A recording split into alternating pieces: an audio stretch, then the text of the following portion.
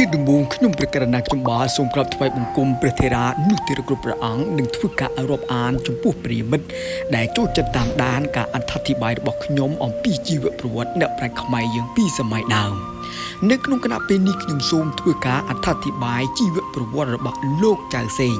លោកចៅសេងកើតនៅថ្ងៃទី15ខែមេសាឆ្នាំ1929ស្ថិតនៅត្រីតុងទឹកដីកម្ពុជាក្រោមហើយបានរៀបការជាមួយស្ត្រីបារាំងម្នាក់ជាសាស្ត្រាចារ្យនៅសាលាគរុវិទ្យាដែលលោកបានជួបនៅសិក្សានៅឯ Montbellier ហើយដែលជាកូនស្រី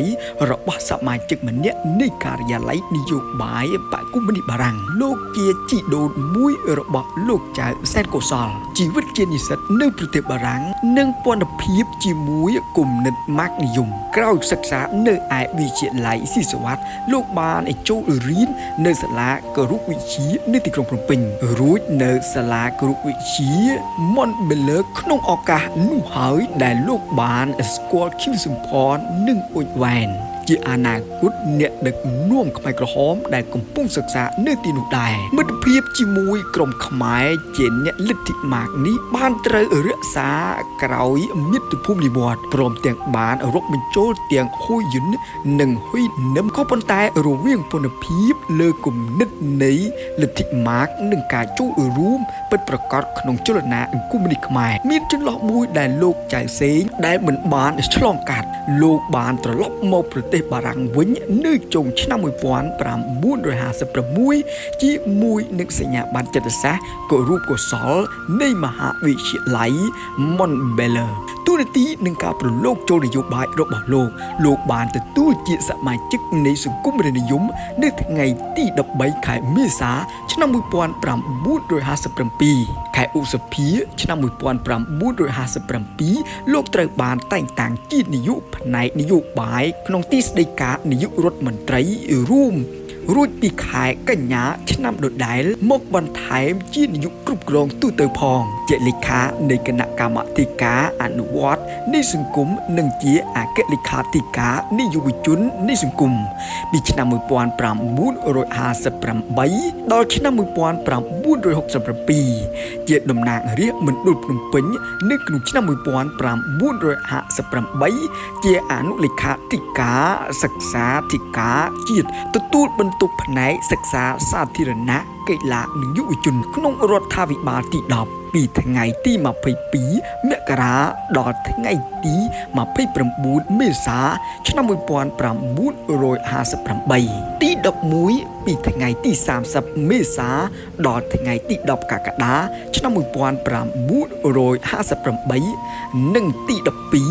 ពីថ្ងៃទី11កក្កដាឆ្នាំ1958ដល់ថ្ងៃទី17កុម្ភៈឆ្នាំ1959របស់សង្គមរាស្ត្រនិយមជារដ្ឋមន្ត្រីក្រសួងឃោសនាការក្នុងរដ្ឋាភិបាលទី15នៅថ្ងៃទី20ខែមេសាឆ្នាំ1960ដល់ថ្ងៃទី28មករាឆ្នាំ1961ទី16ពីថ្ងៃទី29ខែមករាដល់ថ្ងៃទី17ខែវិច្ឆិកាឆ្នាំ1961និងទី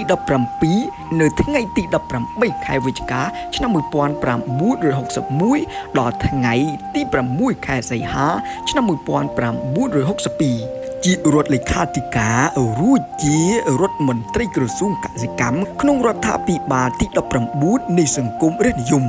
ថ្ងៃទី7តុលាឆ្នាំ1962ដល់ថ្ងៃទី25ខែធ្នូឆ្នាំ1964ជានាយកខុទ្ទកាល័យនៃប្រមុខរដ្ឋសីហនុពីខែមករាឆ្នាំ1965ដល់ខែតុលាឆ្នាំ1966ជាអ្នកនិពន្ធនិងជាអ្នកនិពន្ធនិយុទស្សនាវដ្តីជាភាសាបារាំងនិងសារព័ត៌មានជាអ្នកចិត្តនិយមពីឆ្នាំ1965ដល់ឆ្នាំ1968ជាអគ្គនាយកភណ្ឌនាគាររដ្ឋនៅក្នុងឆ្នាំ1966ជាសមាជិកនៃក្រុមប្រឹក្សារាជបល្ល័ង្កពីខែវិច្ឆិកាឆ្នាំ1967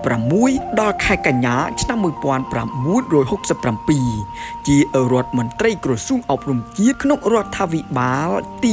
23នៃសង្គមរាស្ត្រនិយមនៅថ្ងៃទី2ខែឧសភាឆ្នាំ1967ដល់ថ្ងៃទី31ខែមករាឆ្នាំ1968តំណែងនេះត្រូវលោកសឿនសានទទួលបន្តពីថ្ងៃទី11សីហាឆ្នាំ1967នៅក្នុងចំនួននោះក្រោមបរិយាកាសប្រឆាំងបដិវត្តវប្បធម៌នៅស្រុកចិនក្នុងចំណោមអ្នកកាន់អំណាចខ្មែរលោកត្រូវបានទទួលការចោទប្រកាន់ពីលោកលន់នល់ថាជាបេសកជនរបស់ពួកបះបោខ្មែរក្រហមនិងពីសម្ដេចសីហនុថាជាអ្នកស្រឡាញ់លទ្ធិម៉ៅដូច្នេះហើយទើបលោកបានភៀសខ្លួនទៅប្រទេសបារាំងនៅក្នុងឆ្នាំ1968ឆ្លៀតឱកាសនោះលោកបានប្រឡងយកសញ្ញាបត្របណ្ឌិតផ្នែកសង្គមវិទ្យានៅប្រធាននិក្ខេបបត្រអប់រំនិងអភិវឌ្ឍនៅកម្ពុជាការតស៊ូផ្នែកនយោបាយរបស់លោកក្រោយពីឆ្នាំ1970ការតស៊ូនយោបាយរួមជាមួយនឹងសម្ដេចសីហនុនិងខ្មែរក្រហមក្រោយលោកបានចូលរួមជាមួយសម្ដេចសីហនុឯក្រុងប៉េកាំងក្នុងការប្រយុទ្ធប្រឆាំងនឹងរបបសាធារណរដ្ឋក្នុងក្របខ័ណ្ឌនៃរាជរដ្ឋាភិបាលបង្រួបបង្រួមជាតិកម្ពុជាជាសម្ព័ន្ធចម្រុះថ្មីមួយដែលលោកបង្កើតឡើងនៅថ្ងៃទី5ខែឧសភាឆ្នាំ1970